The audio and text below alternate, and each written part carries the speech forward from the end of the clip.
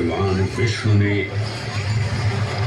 कूर्म का रूप ले मंदरांचल पर्वत को अपनी पीठ पर उठा रखा है।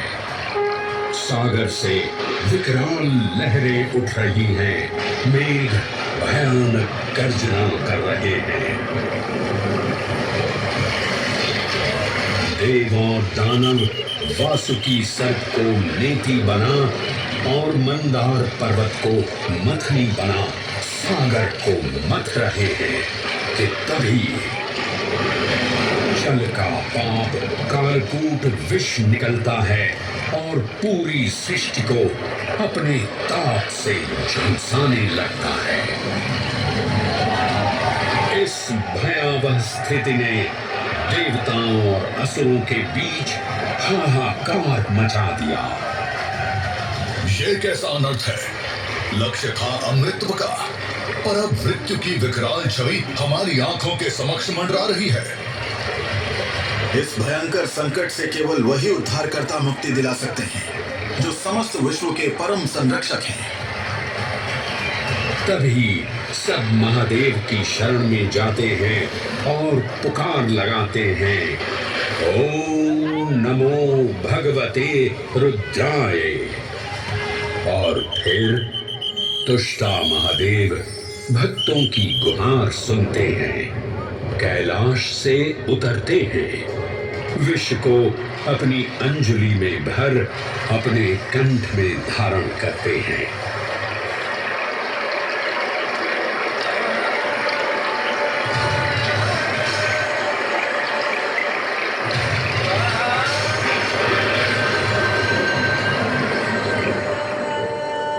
अंततो गत्वा सागर मंथन से अमृत कलश प्रकट होता है।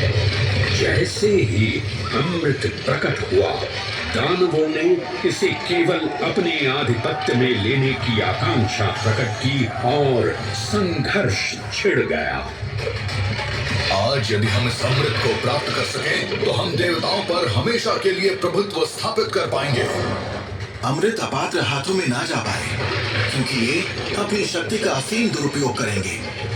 इस अराजकता के परिणाम स्वरूप अमृत की कुछ बूंदें छलकी और पृथ्वी तक पहुंच गई। 4 स्थलों पर स्पर्श हुआ इन बूंदों का। हरिद्वार, प्रयागराज, नासिक और उज्जैन। अमृत की इन्हीं बूंदों के कारण उज्जैन में हर 12 वर्ष पर कुंभ सिंहस्थ मेले का आयोजन होता है। भगवान शिव की लीला देखिए, लोक कल्याण के लिए स्वयं विषपान किया और अपनी नगरी पर अमृत वर्षा करवाई।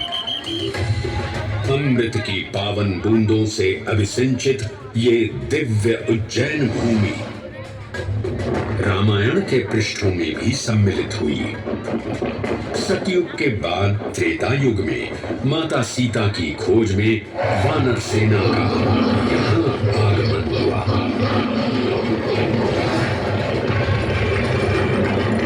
समय की इस यात्रा के माध्यम से अब प्रवेश करते हैं वाल्मीकि रामायण के किष्किंधा कांड में। जब वानर राजा सुग्रीव अपने यूथपतियों से सभी प्रमुख स्थानों पर जाने के लिए कहते हैं और उन्हें अवंती नगर यानी उज्जैन जाने का आदेश भी देते हैं। मेखला उत्कल के क्षेत्र, दशर्न के नगर, आब्रवंती, अवंती और विदर्भ के राज्य, साथ ही माहिष्का के आकर्षक राज्य में भी पूरी तरह से खोजना होगा। एक युग भगवान विष्णु के राम अवतार से संपृक्त और अगला युग उन्हीं के एक और दिव्य अवतार से समरस होना, ये अद्वितीय संगम केवल उज्जैन में ही संभव था। परंतु एक क्षण ठहरिए और ध्यान से सुनिए। ये हैं महाकाल के 1008 दिव्य नाम। हाँ, मैंने काल चक्र को परिवर्तित कर दिया है